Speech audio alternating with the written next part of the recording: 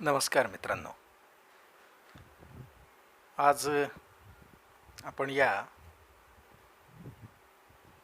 नवीन टेक्नॉलॉजीच्या माध्यमातून आणखी एका विषयाचा पंचकर्माच्या संदर्भातला अभ्यास करणार आहोत. हे लेक्चर मी यूट्यूबवर अपलोड करतो आहे आपल्या महाविद्यालयाच्या यूट्यूबच्या पेजवर, आणि त्याची लिंक मी तुम्हाला सगळ्यांना व्हॉट्सॲप ग्रुपवरून पाठवतो आहे. तुम्ही सगळ्यांनी त्या लिंकवरून किंवा आपल्या महाविद्यालयाच्या चॅनलवरून यूट्यूबच्या हे लेक्चर पाहू शकता, ऐकू शकता. पंचकर्माचा जो काही आपला सिलेबस आहे त्याच्यामध्ये सुरुवातीच्या काही महत्त्वाच्या विषयांमध्ये अग्निपरीक्षण आणि कोष्ठ परीक्षण हे दोन महत्त्वाचे मुद्दे आहेत. या दोन्हीचा विचार करताना आपल्या मनामध्ये काय काय गोष्टी हव्या आहेत, कोणत्या कोणत्या बेसिक गोष्टींचा आपण विचार करायला पाहिजे, आणि सगळ्यात महत्त्वाचं म्हणजे यांची का आवश्यकता आहे, या दोन्ही गोष्टी तिन्ही गोष्टी आपण थोड्याशा आकलनामध्ये आणाव्यात आणि मग याचा विचार करावा. मुळामध्ये कोष्ठ म्हणजे काय हा एक स्वाभाविक प्रश्न आहे. आयुर्वेदामध्ये कोष्ठ हा शब्द अनेकविध प्रकारांनी आणि अनेक ठिकाणी वापरलेला आहे. ज्यावेळेला पंचकर्म असं आपण म्हणतो किंवा पंचकर्म आपल्याला करायचं आहे चिकित्सा स्वरूपामध्ये, त्यावेळेला कोष्ठ म्हणजे काय हा मुद्दा वेगळा असणार आहे.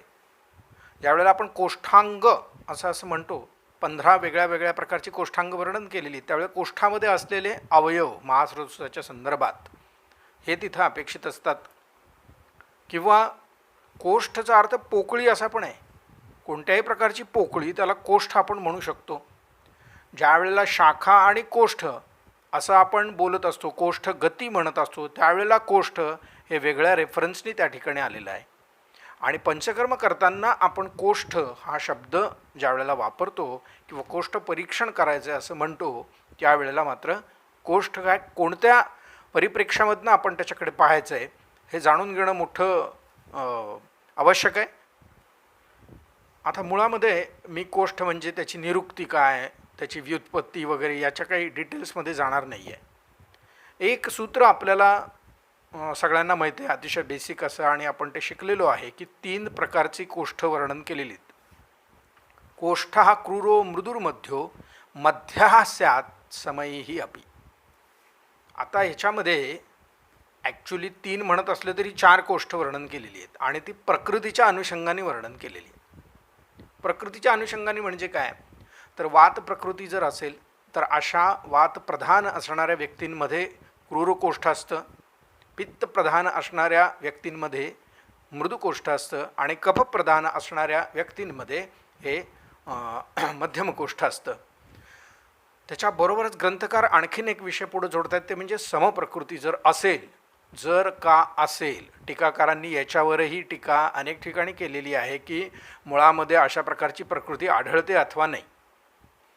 पण जर आपण समप्रकृती मानली, समदोषः समाग्निश्च समधातू मलक्रिया प्रसन्न आत्मेंद्रिय मनः स्वस्थ इति अभिधीयते, असा जर कोणीच स्वस्थ असेल की ज्याच्यामध्ये सगळं समस्थितीमध्ये आहे, त्याची प्रकृती सम आहे, सगळे दोष हे समस्थितीमध्ये आहेत, तर अशा व्यक्तीचं सुद्धा जे कोष्ठ आहे त्याला त्यांनी मध्यम कोष्ठ असं म्हटलेलं आहे किंवा मध्य कोष्ठ असं म्हटलेलं आहे. पण आपण आत्ता प्राधान्यानं त्याचा विचार बाजूला ठेवूया आणि क्रूर कोष्ठ, मृदू कोष्ठ आणि मध्यम कोष्ठ या 3 कोष्ठांचा प्राधान्यानं विचार आपल्याला इथं करायचा आहे ज्यावेळेला आपण पंचकर्म किंवा शोधन या सगळ्या विषयांचा संबंध लक्षात घेत असतो.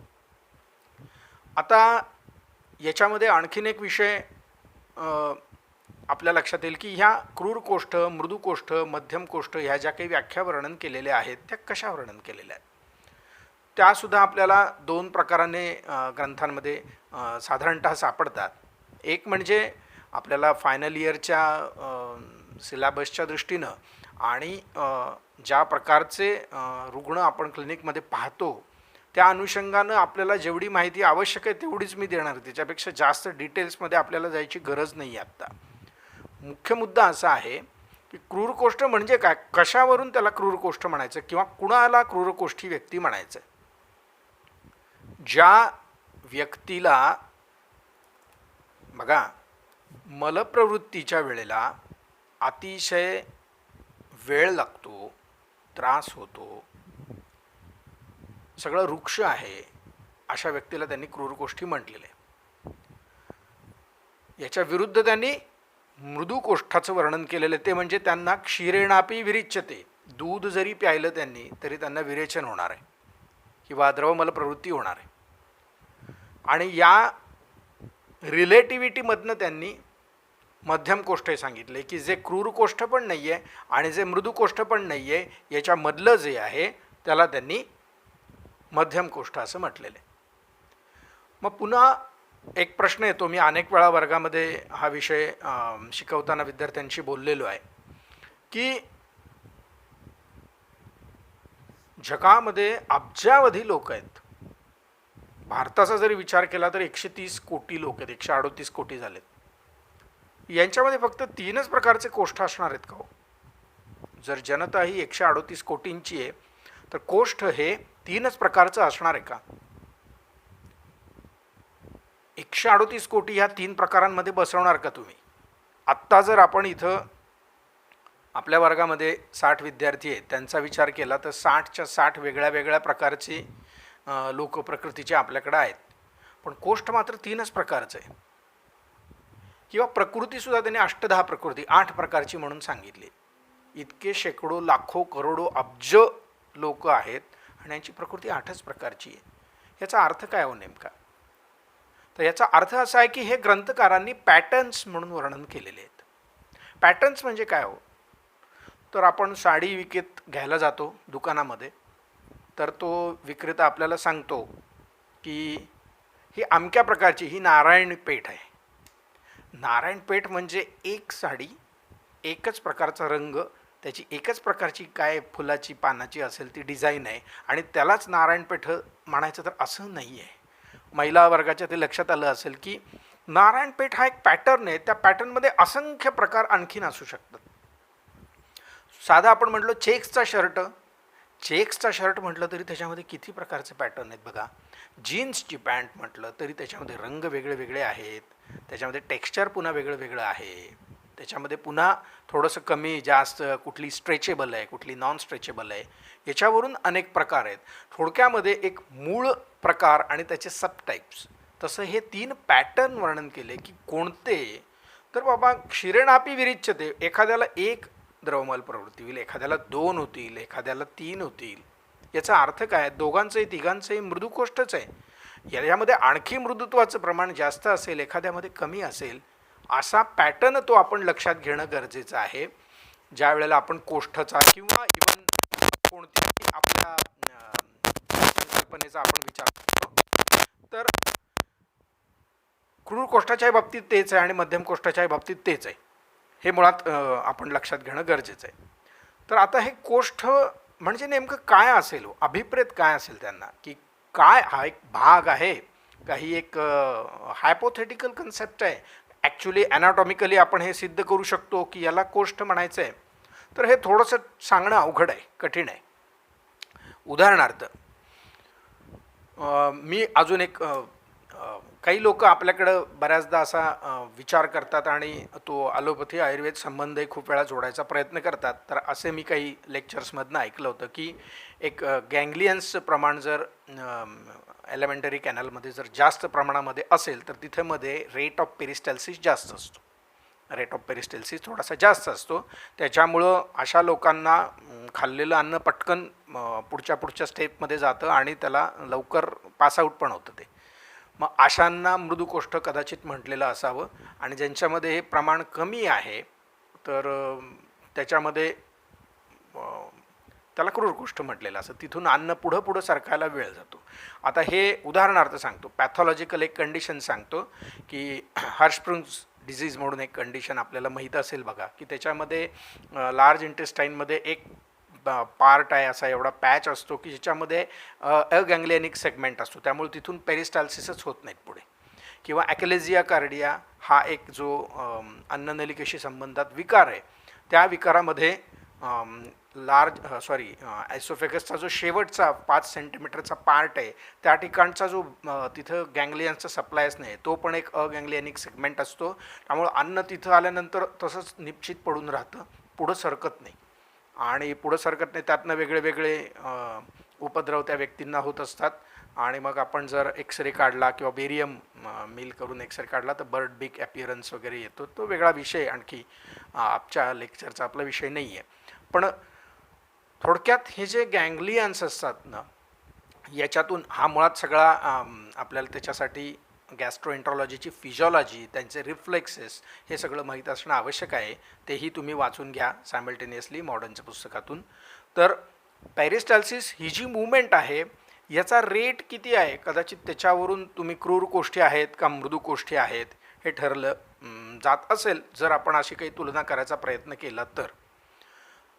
आपल्या चष्म्यातून ज्या वेळेला आपण या विषयांकडे बघतो त्यावेळेला एक नक्की आहे की आयुर्वेदाने हे स्पष्ट सांगितलेलं आहे की प्रत्यक्षम अल्पम अप्रत्यक्षम अनल्पम.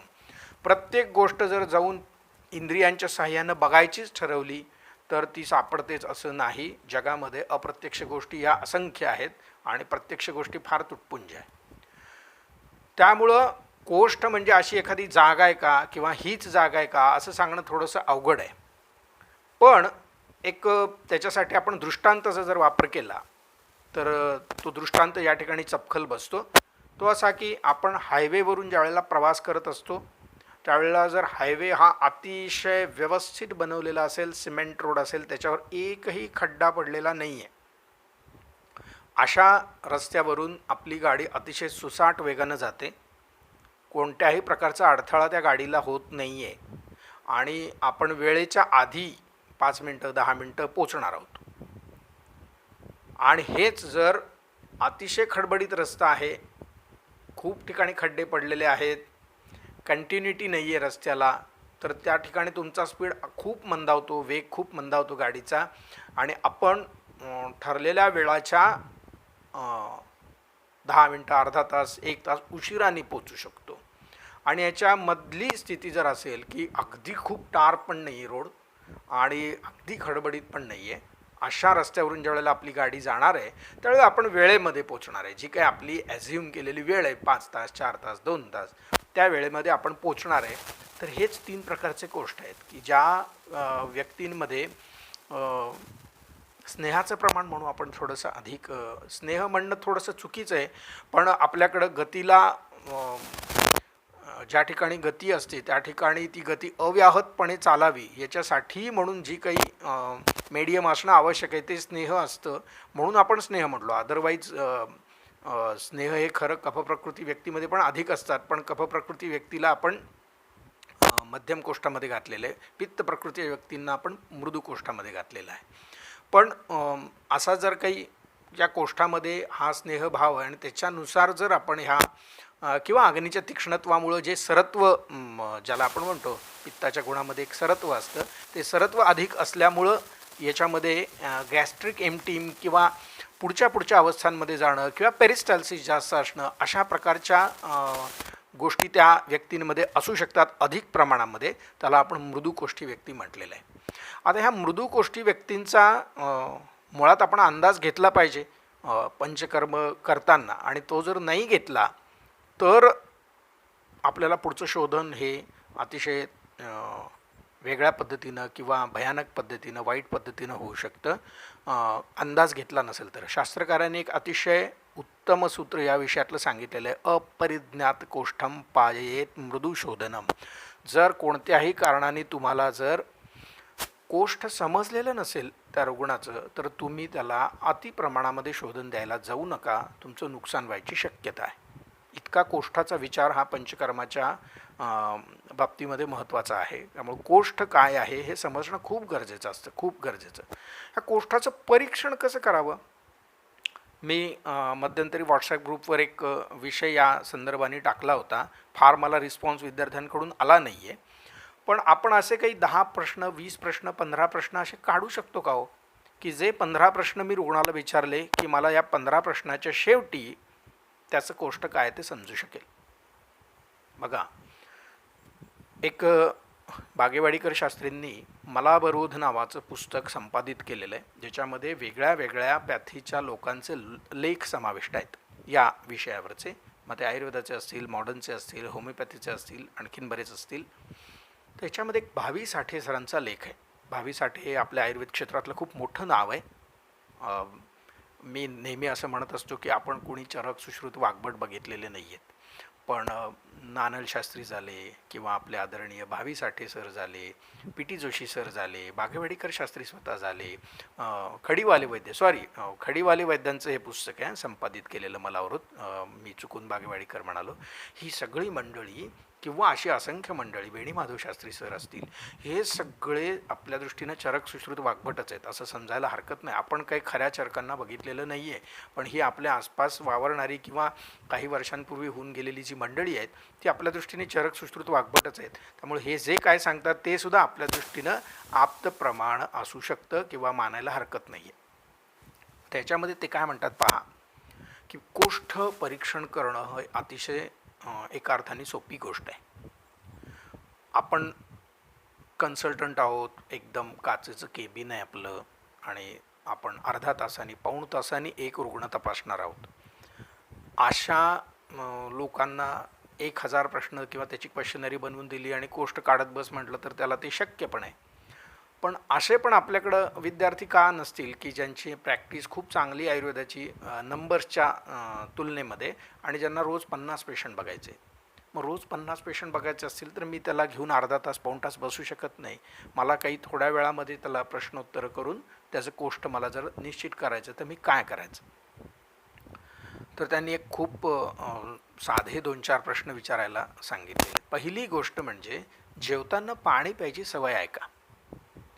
आपल्यामध्ये असे अनेक रुग्ण आपल्याला दिसतात पहा, की जे जेवताना पाणी पितात किंवा जेवताना पाणी पितच नाहीत. मी असे महाभाग पण बघितले की ज्यांना वृथा अभिमान असतो या गोष्टींचा. सर, मला एक कणभरही पाणी लागत नाही पिताना, म्हणजे जेवताना. ह्याच्यामध्ये अभिमानाची काय गोष्ट आहे? ही प्रकृती आहे.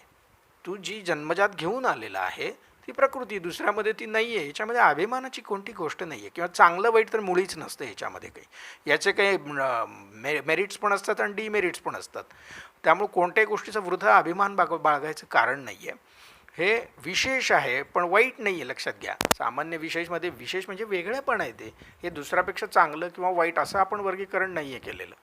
त्याच्यामुळं मृदुकोष्ठी व्यक्ती ज्या आहेत त्या 1 स्ट्रोक जीवू शकतात. त्यांना मध्ये जेवण पुढे ढकलण्यासाठी पाण्याची आवश्यकता नसते, पाण्याचा सहारा घ्यायची गरज नसते.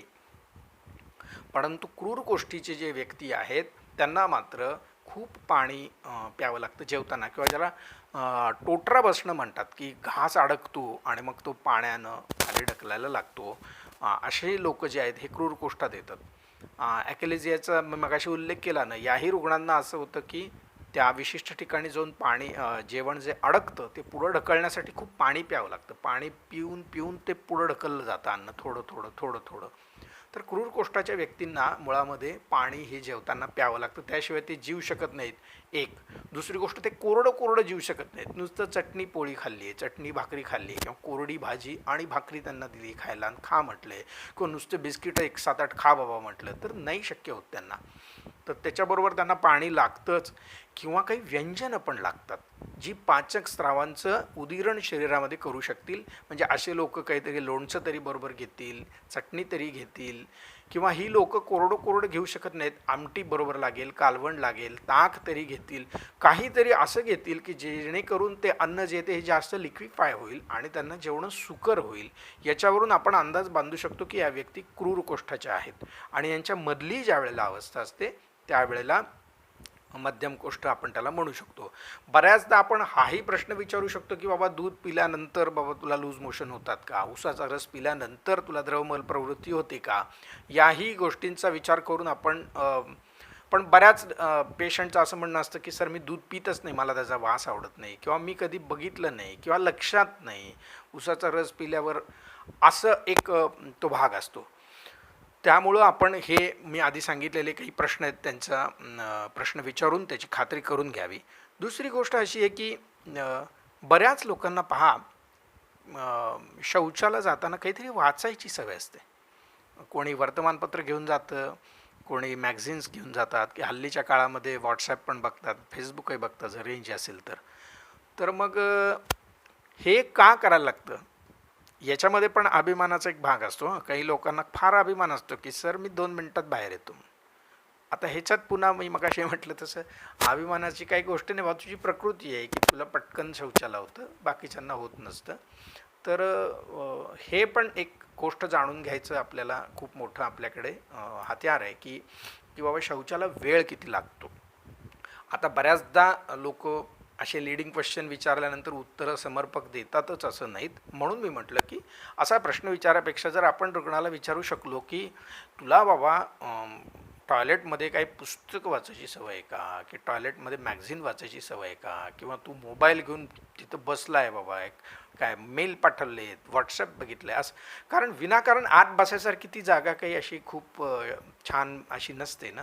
त्यामुळं विनाकारण लोक आत बसत नाहीत, काहीतरी कारण असल्याशिवाय. आणि हे कारण असू शकतं की त्याला मलप्रवृत्तीला खूप वेळ लागतो, शौचाला वेळ लागतो, आणि हे क्रूरकोष्ठाचं लक्षण असू शकतं जर ते प्रकृतीतः असेल तर.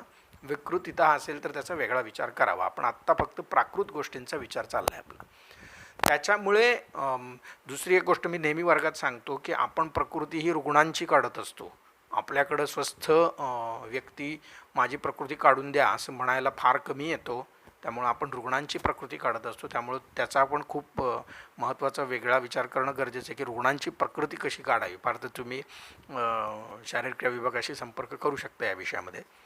तर अशा काही गोष्टींचा विचार करून आपण कोष्ठ निश्चिती करू शकतो त्या रुग्णाची, की याचं कोष्ठ क्रूर आहे, किंवा याचं कोष्ठ मृदू आहे, किंवा याचं कोष्ठ मध्यम आहे. व्यापदांचा जर आपण विचार केला, मग ते वमनाचे होणारे व्यापद असतील, विरेचनाचे व्यापद असतील, किंवा बस्तीचे व्यापद असतील, तर याच्यात खूप ठिकाणी क्रूर कोष्ठ किंवा मृदू कोष्ठ असा उल्लेख सापडतो. म्हणजे कोष्ठ परीक्षण केल्याशिवाय आपण पुढं जाऊ शकत नाही. इवन स्नेहपानाचा विषय, स्नेहती क्रूर कोष्ठस्तू सप्तरात्रेण मानवा असं म्हटलेलं आहे. म्हणजे आपल्याला स्नेहाचा जो प्रकर्ष काळ सांगितलेला आहे तो 3 किंवा 7 रात्रीमध्ये सांगितलेला आहे.